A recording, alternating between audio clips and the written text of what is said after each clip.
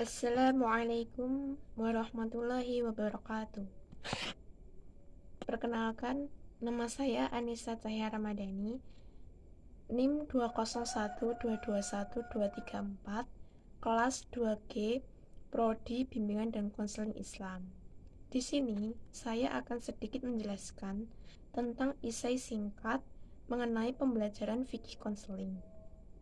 Sebelumnya, saya mengucapkan terima kasih kepada Ibu Tauam Ma'rufah MSI yang telah membimbing saya dan teman-teman di semester 2 ini dalam mata kuliah fikih konseling.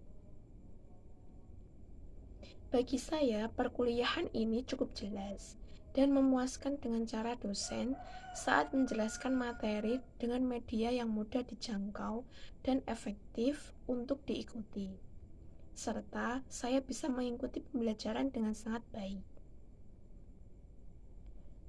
Pada pembahasan yang pertama tentang fikih konseling, arti fikih adalah hukum yang berkaitan dengan perbuatan mukallaf atau orang yang terbebani, atau berkaitan dengan perbuatan manusia khusus dalam bidang ibadah. Dan terkait dalam ilmu konseling adalah ilmu yang berhubungan dengan manusia dengan tingkat spiritualitasnya dan tingkat ibadahnya. Karena itu sangat mempengaruhi.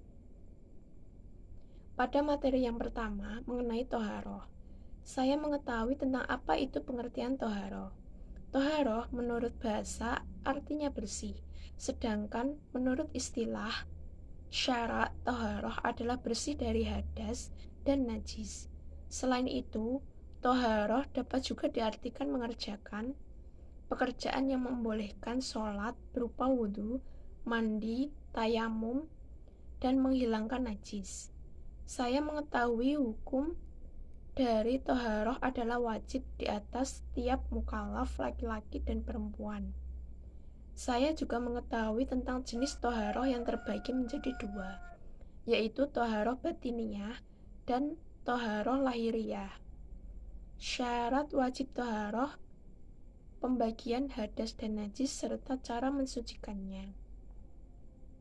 Dan pada pertemuan pertama dengan materi toharoh yang telah dipresentasikan, ini adalah awal pembelajaran yang mudah untuk dicerna dalam memahami ilmu fikih dan tepat untuk dipelajari pertama kali agar kita tahu mensucikan diri atau bersih dari hadas dan najis sebelum melakukan ibadah. Materi yang kedua mengenai sholat fardu.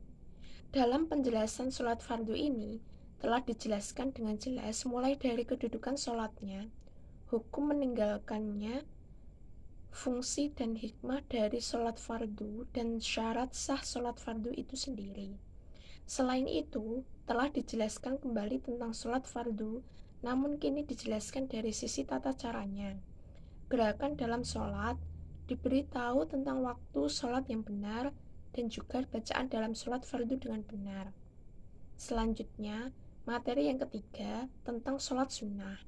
Dalam penjelasan sholat sunnah ini telah dijelaskan dengan sangat jelas, mulai dari pengertian sholat sunnah, pembagian sholat sunnah, yaitu sunnah muakkad adalah sholat sunnah yang dianjurkan dengan penekanan yang kuat yang hampir mendekati wajib, dan sunnah ghairu muakkad yaitu sholat sunnah yang dianjurkan tanpa penekanan yang kuat. Macam-macam sholat sunnah seperti sholat duha, sholat gerhana, sholat awabin, sholat hajat, sholat hari raya, sholat istiqoroh, sholat istisqa, sholat mutlak, sholat rawatib, sholat tahajud, sholat tahiyatul masjid, sholat tarawih, sholat tasbih, sholat taubat, sholat witir, sholat sunnah wudhu. Tata cara yang dilakukan dalam sholat sunnah dan fadilah atau hikmah dalam sholat sunnah tersebut. Kemudian materi yang keempat yaitu sholat jamaah. Dalam penjelasan sholat jamaah ini telah dijelaskan dengan jelas mulai dari ketentuan sholat jamaah atau tata cara sholat jamaah yang dimulai dari yang pertama membaca niat, yang kedua makmum berada di belakang imam, yang ketiga mengikuti gerakan imam, dan yang keempat berada dalam satu masjid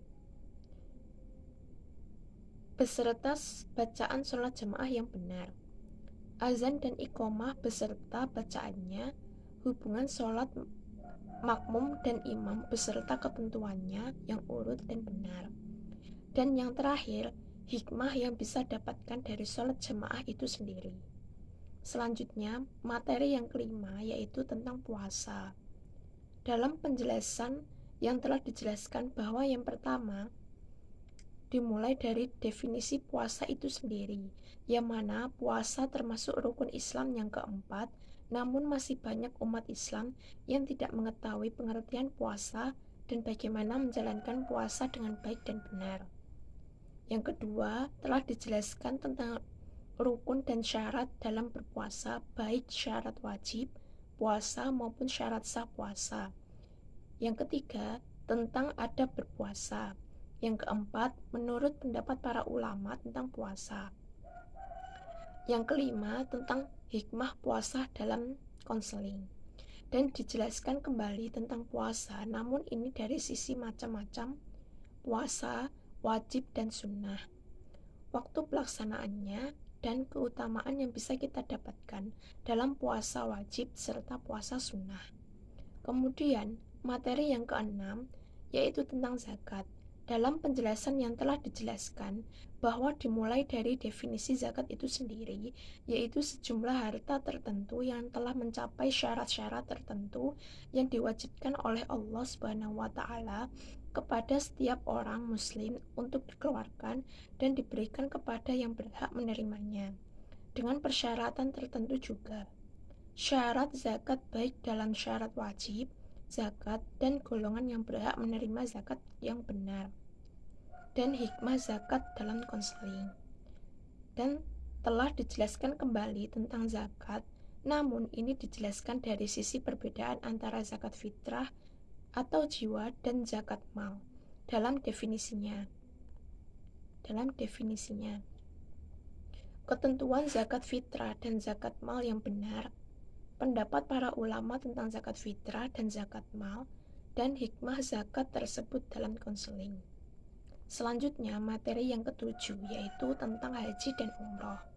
Dalam penjelasan yang telah dijelaskan mulai dari definisi haji dan umroh, perbedaan antara haji dengan umroh yang benar, landasan hukum haji dan umroh, sebagaimana hukum melaksanakan haji adalah wajib bagi setiap muslim yang mampu, dan sebagian ulama berpendapat bahwa umroh hukumnya mutahabah, artinya baik untuk dilakukan dan tidak diwajibkan.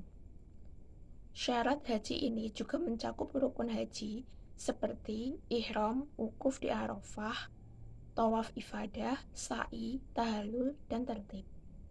Wajib haji beserta sunnah haji dan umroh, namun ada pula rukun dan wajib umroh yang jumlahnya lebih sedikit daripada haji. Sekian dari saya. Wassalamualaikum warahmatullahi wabarakatuh.